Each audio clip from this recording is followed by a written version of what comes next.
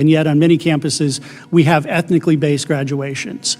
And so we want to look at enforcing current discrimination law. I think the civil rights focus for so long has been on opening the door to opportunity, and we've allowed this engine to build over it of overt discrimination through DEI. They said DEI was disappearing. Then the witness said it's alive and well on campuses here.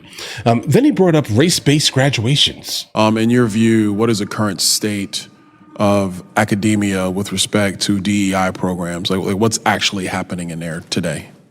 On most campuses, DEI is still in full force. You see institutions, for example, that require diversity statements for application have eliminated that, but yet every single website that helps you apply for a job has information on how to circumvent not having it to make sure that they know that you are aligned with DEI. Are we seeing the same issue in some federal agencies, even though the Trump administration obviously has put out executive orders to unwind DEI practices in federal agencies?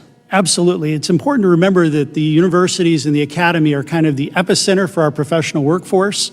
And so as students graduate and have been indoctrinated in this ideology, they carry it with them into the workplace. Of course. In these agencies and even in the universities, what are some of the ways that they are rebranding DEI to try to basically kind of be in the shadows away from the eyes of the American people? The most common one is if you see an office of community belonging, it's where all the people that were in the DEI office now are on campus. Well, Office of Community Belonging.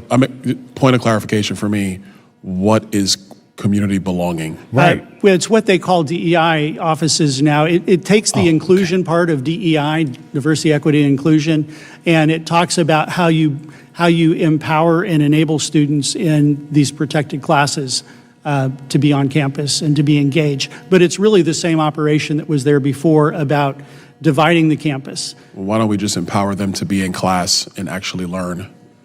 Wouldn't that be empowering a student? I believe it would be, yes. Right. Let me answer this question, because I've never heard of this classification. Say that community belonging. Community belonging. Okay, I've never heard this term before, but that's okay. Right. That's why we're having this hearing.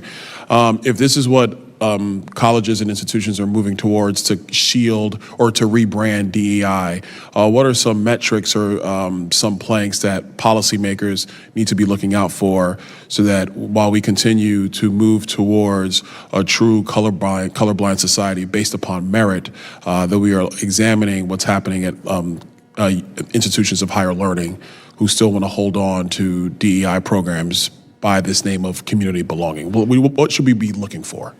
Much we should be doing is enforcing existing law. I mean, current laws against discrimination prevent universities from treating students differently. And yet, on many campuses, we now have separate graduations. Imagine if we'd had a graduation for white students only, for example, what the uproar would be. And yet, on many campuses, we have ethnically based graduations. And so we want to look at enforcing current discrimination law. I think the civil rights focus for so long has been on opening the door to opportunity, and we've allowed this engine to build over it of overt discrimination through DEI. Well, thank you for that. Ms. Stepman, your testimony was actually quite interesting. Quick question, what are some of have you been studying or looking at what some of the current practices in corporate America are around DEI? Is it something that corporate America is largely stepping away from, or are they trying to rebrand similar to what's happening on university campuses? 50-50, guys. I think corporate America is, for better or worse, is a much less ideological environment than the university campuses. I would expect universities to fight this tooth and nail for ideological reasons. I've been much more encouraged. I think if you had asked me that question just a couple years ago, I would have given you a more pessimistic answer. I've been pretty positively encouraged by the response of corporate America here, although they're definitely trying their best to hide and memory hole all of the things they said in 2020 and 2021.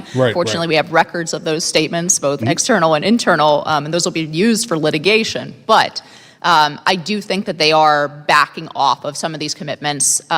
We'll see whether that new commitment to meritocracy is maintained once this administration leaves power.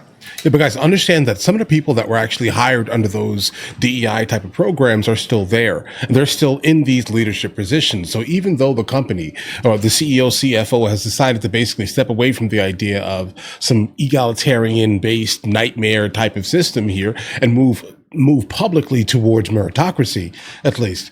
The people that were hired under DEIs that still basically represent DEI in some of these Fortune 500 companies, they're still there, guys, and they're still kind of espousing the same exact thing, just under a brand new program type. Okay. Interesting. Thank you for that. Mr. Gonzalez, do we have a reliable estimate on the cumulative taxpayer dollars spent across the federal bureaucracy on DEI, personnel, contracts, and training programs over the last 5 years?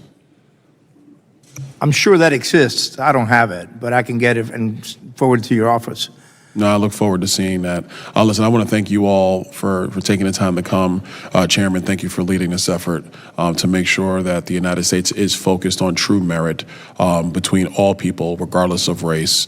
I think that's going to be critical to the future of the United States, and I yield back. It would be great, seriously, if we did have the ability to say here, listen, you person, you worked really hard to kind of get that job. You got all of the skills, you gained all of the knowledge to basically be able to maintain whatever job or position that we're going to put you in, because you're the best at this here, period here. Has nothing to do with the color of your skin, because again, anyone can do it. This is 2026 here, guys.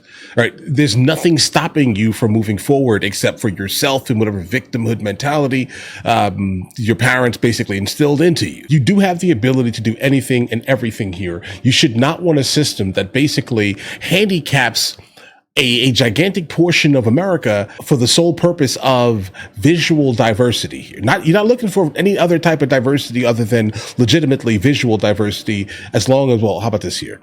Visual diversity, as long as the visual diversity in itself has the same ideology as, truthfully, the left.